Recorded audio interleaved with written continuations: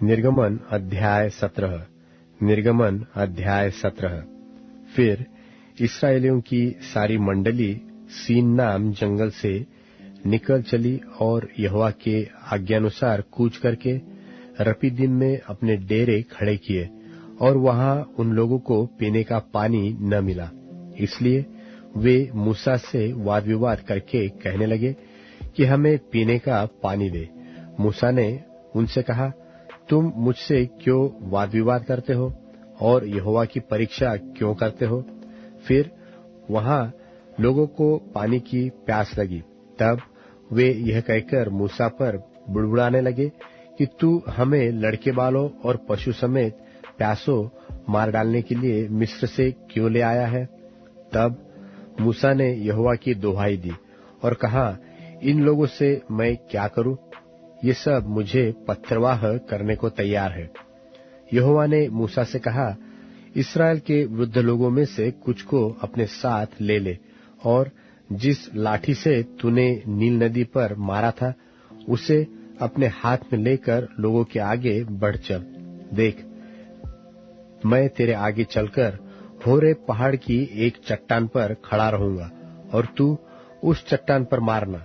तब उसमें से पानी निकलेगा जिससे ये लोग पिए। तब मूसा ने इस्राएल के वृद्ध लोगों के देखते वैसा ही किया, और मूसा ने उस स्थान का नाम मस्सा और मरीबा रखा, क्योंकि इस्राएलियों ने वहां वाद विवाद किया था और यहोवा की परीक्षा यह कहकर की कि क्या यहोवा हमारे बीच में है व नहीं। तब अमालेकी आकर रपीदीम में इस्राएलियों से लड़ने लगे।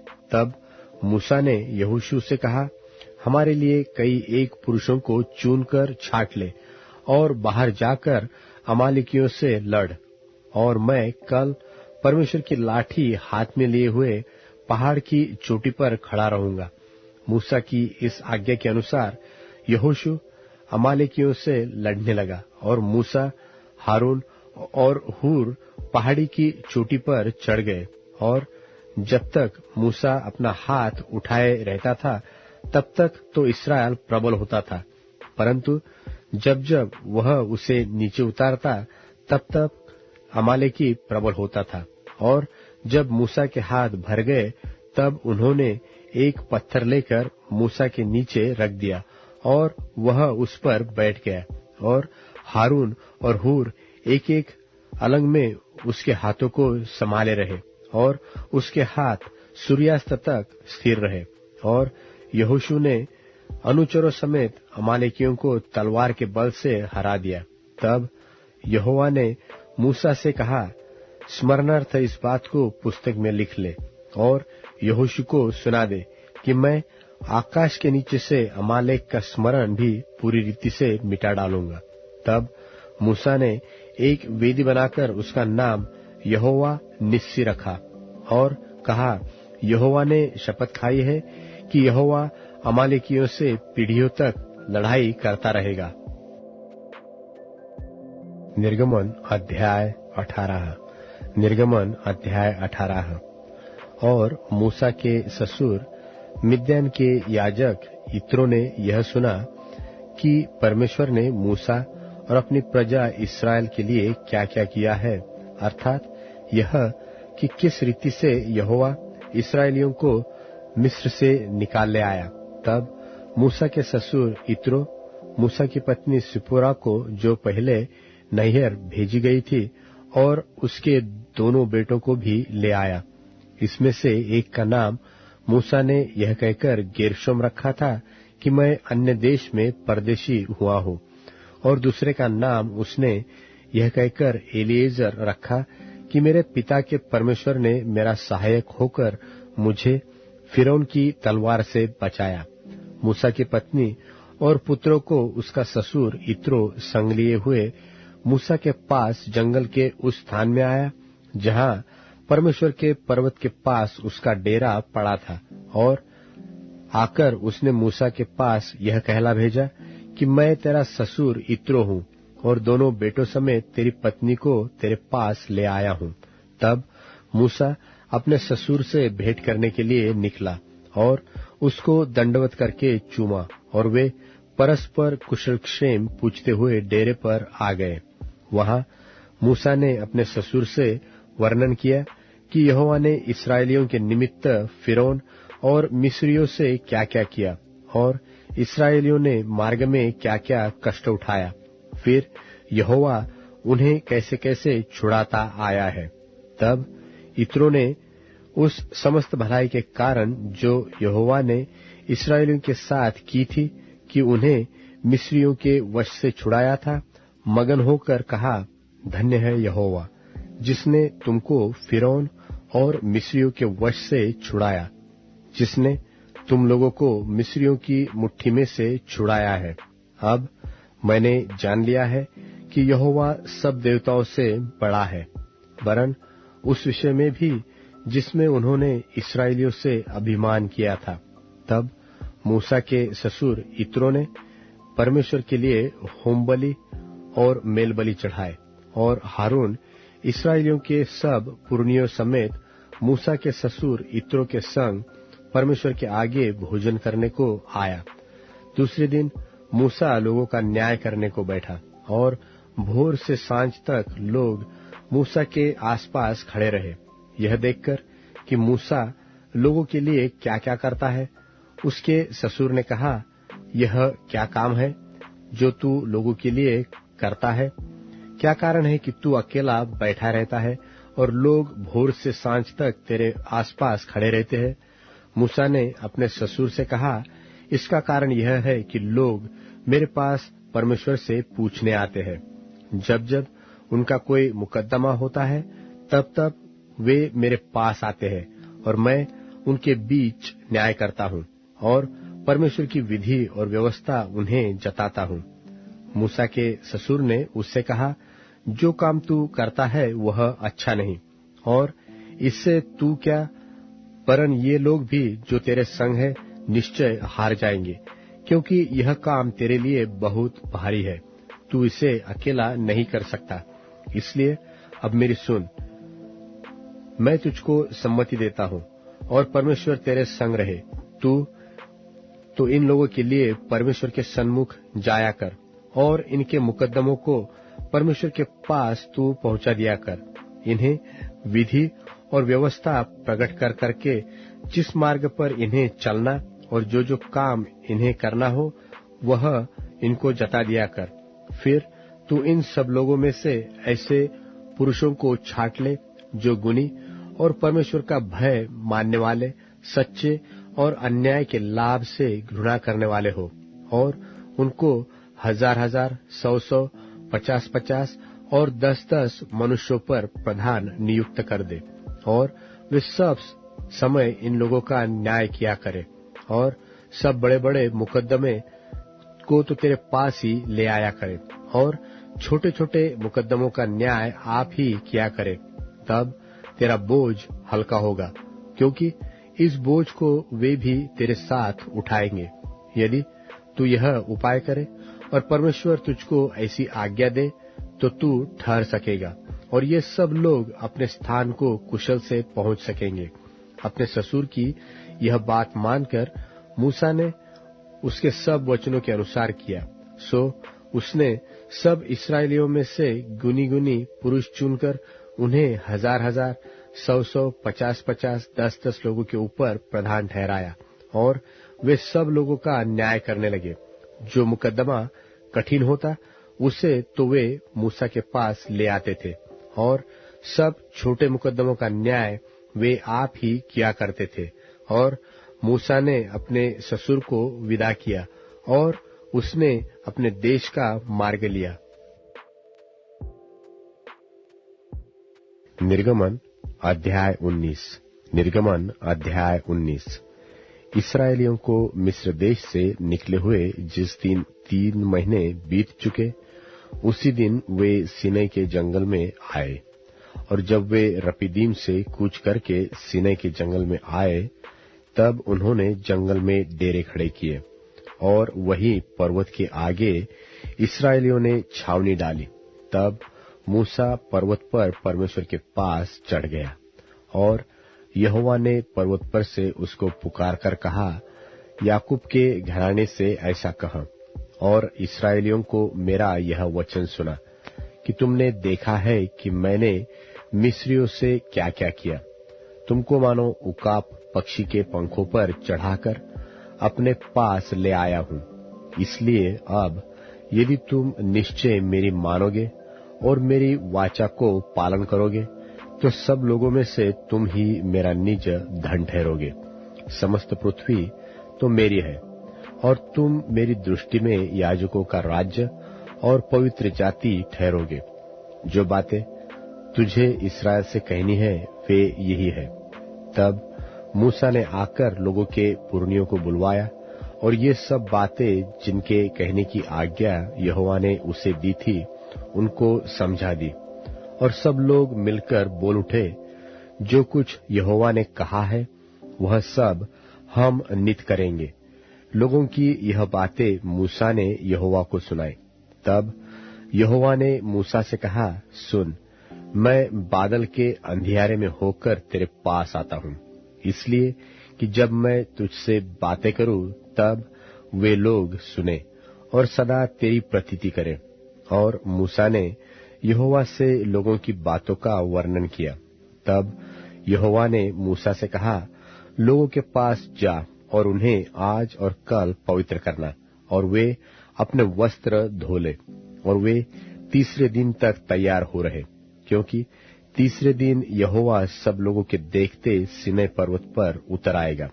और तू तो लोगों के लिए चारों ओर बाड़ा बांध देना और उनसे कहना कि तुम सचेत रहो कि पर्वत पर न चढ़ो और उसके सिवानों को भी न छुओ, और जो कोई पहाड़ को छुए वह निश्चय मार डाला जाए। उसको कोई हाथ से तो न छुए, परंतु वह निश्चय पत्थरवाह किया जाए, वह तीर से छेदा जाए, चाहे पशु हो चाहे मनुष्य, वह जीवित न बचे।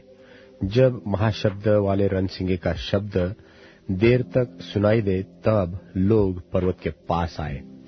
तब मूसा ने पर्वत पर से उतरकर लोगों के पास आकर उनको पवित्र कराया और उन्होंने अपने वस्त्र धो लिए।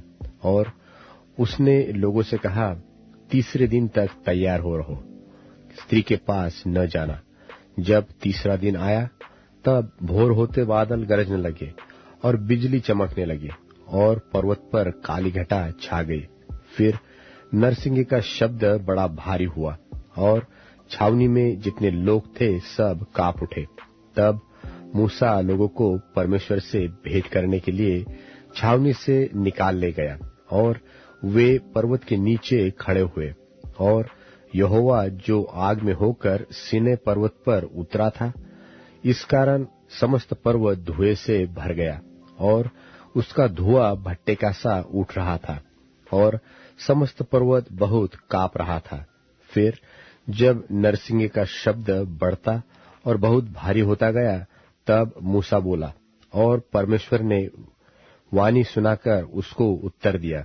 और यहोवा सीनै पर्वत की चोटी पर उतरा और मूसा को पर्वत की चोटी पर बुलाया और मूसा ऊपर चढ़ गया। तब यहोवा ने मूसा से कहा, नीचे उतर के लोगों को चेतावनी दे कि कहीं ऐसा न हो कि वे बाड़ा तोड़ के यहोवा के पास देखने को घुसे और उनमें से बहुत नाश हो जाए। और याजक जो यहोवा के समीप आया करते हैं वे भी अपने को पवित्र करें, कहीं ऐसा न हो कि यहोवा उन पर टूट पड़े। मूसा ने यहोवा से कहा, वे लोग सीनै पर्वत पर नहीं चढ़ सकते। तूने तो आप हमको यह कहकर चिताया कि पर्वत के चारों ओर बाड़ा बांधकर उसे पवित्र रखो। यहोवा ने उससे कहा, उतर तो जा और हारून समेत तू ऊपर आ, परंतु याजक और साधारण लोग कहीं यहोवा के पास बाड़ा तोड़ के न चढ़ाए, कहीं ऐसा न हो कि वह उन पर टूट पड़े। यही बातें मूसा ने लोगों के पास उतर के उनको सुनाई। मत्ती रचित सुसमाचार 23वां अध्याय। तब यीशु ने भीड़ से और अपने चेलों से कहा, शास्त्री और फरीसी मूसा की गद्दी पर बैठे हैं, इसलिए वे तुमसे जो कुछ कहें वह करना और मानना, परंतु उनके से काम मत करना, क्योंकि वे कहते तो हैं पर करते नहीं।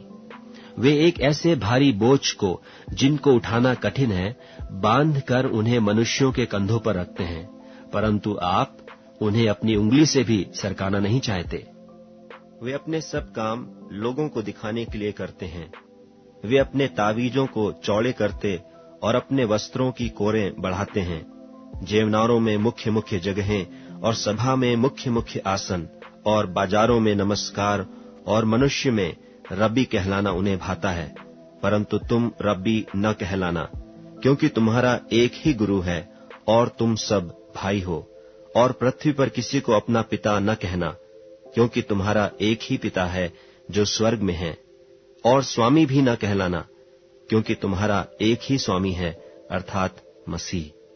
जो तुम में बड़ा हो वह तुम्हारा सेवक बने। जो कोई अपने आप को बड़ा बनाएगा वह छोटा किया जाएगा, और जो कोई अपने आप को छोटा बनाएगा वह बड़ा किया जाएगा। हे कपटी शास्त्रियों और फरीसियों, तुम पर हाय! तुम मनुष्यों के विरोध में स्वर्ग के राज का द्वार बंद करते हो। न तो आप ही उसमें प्रवेश करते हो और न उसमें प्रवेश करने वालों को प्रवेश करने देते हो। हे कपटी शास्त्रियों और फरीसियों, तुम पर हाय! तुम एक जन को अपने मत में लाने के लिए सारे जल और थल में फिरते हो, और जब वह मत में आ जाता है तो उसे अपने से दूना नारकीय बना देते हो। हे अंधे अगुओं, तुम पर हाय! जो कहते हो कि यदि कोई मंदिर की शपथ खाए तो कुछ नहीं, परंतु यदि कोई मंदिर के सोने की सौगंध खाए तो उससे बंध जाएगा। हे मूर्खों और अंधों, कौन बड़ा है, सोना या वह मंदिर जिससे सोना पवित्र होता है? फिर कहते हो कि यदि कोई वेदी की शपथ खाए तो कुछ नहीं, परंतु जो भेंट उस पर है, यदि कोई उसकी शपथ खाए तो बंध जाएगा। हे अंधो, कौन बड़ा है, भेंट या वेदी जिससे भेंट पवित्र होता है? इसलिए जो वेदी की शपथ खाता है वह उसकी, और जो कुछ उस पर है उसकी भी शपथ खाता है। और जो मंदिर की शपथ खाता है वह उसकी और उसमें रहने वाले की भी शपथ खाता है। और जो स्वर्ग की शपथ खाता है वह परमेश्वर के सिंहासन की और उस पर बैठने वाले की भी शपथ खाता है। हे कपटी शास्त्रियों और फरीसियों, तुम पर हाय! तुम पुदीने और सौंफ और जीरे का 10वां अंश देते हो, परंतु तुमने व्यवस्था की गंभीर बातों को, अर्थात न्याय और दया और विश्वास को छोड़ दिया है। चाहिए था कि इन्हें भी करते रहते और उन्हें भी न छोड़ते। हे अंधे अगुओं, तुम मच्छर को तो छान डालते हो, परंतु ऊंट को निगल जाते हो। हे कपटी शास्त्रियों और फरीसियों, तुम पर हाय! तुम कटोरे और थाली को ऊपर ऊपर से तो मांजते हो, परंतु वे भीतर अंधेर असंयम से भरे हुए हैं। हे अंधे फरीसी, पहले कटोरे और थाली को भीतर से मांज, कि वे बाहर से भी स्वच्छ हों। हे कपटी शास्त्रियों और फरीसियों, तुम पर हाय! तुम चूना फिरी हुई कब्रों के समान हो, जो ऊपर से तो सुंदर दिखाई देती हैं, परंतु भीतर मुर्दों की हड्डियों और सब प्रकार की मलिनता से भरी हैं। इसी रीति से तुम भी ऊपर से मनुष्यों को धर्मी दिखाई देते हो, परंतु भीतर कपट और अधर्म से भरे हुए हो। हे कपटी शास्त्रियों और फरीसियों, तुम पर हाय! तुम भविष्यद्वक्ताओं की कब्रें संवारते और धर्मियों की कब्रें बनाते हो, और कहते हो कि यदि हम अपने बाप दादों के दिनों में होते तो भविष्यद्वक्ताओं की हत्या में उनके साझी न होते। इससे तो तुम अपने पर आप ही गवाही देते हो कि तुम भविष्यद्वक्ताओं के घातकों की संतान हो। सो तुम अपने बाप दादों के पाप का घड़ा भर दो। हे सांपों, हे करैतों के बच्चों, तुम नरक के दंड से क्यों कर बचोगे? इसलिए देखो, मैं तुम्हारे पास भविष्यद्वक्ताओं और बुद्धिमानों और शास्त्रियों को भेजता हूं, और तुम उनमें से कितनों को मार डालोगे और क्रूस पर चढ़ाओगे, और कितनों को अपनी सभाओं में कोड़े मारोगे, और एक नगर से दूसरे नगर में खदेड़ते फिरोगे, जिससे धर्मी हाबिल से लेकर बिरिक्याह के पुत्र जकर्याह तक, जिसे तुमने मंदिर और बेदी के बीच में मार डाला था, जितने धर्मियों का लोहू पृथ्वी पर बहाया गया है, वह सब तुम्हारे सिर पर पड़ेगा। मैं तुमसे सच कहता हूं, ये सब बातें इस समय के लोगों पर आ पड़ेंगी। हे यरूशलेम, हे यरूशलेम, तू जो भविष्यद्वक्ताओं को मार डालता है और जो तेरे पास भेजे गए उन्हें पत्थरवाह करता है, कितनी ही बार मैंने चाहा कि जैसे मुर्गी अपने बच्चों को अपने पंखों के नीचे इकट्ठे करती है, वैसे ही मैं भी तेरे बालकों को इकट्ठे कर लूं, परंतु तुमने न चाहा।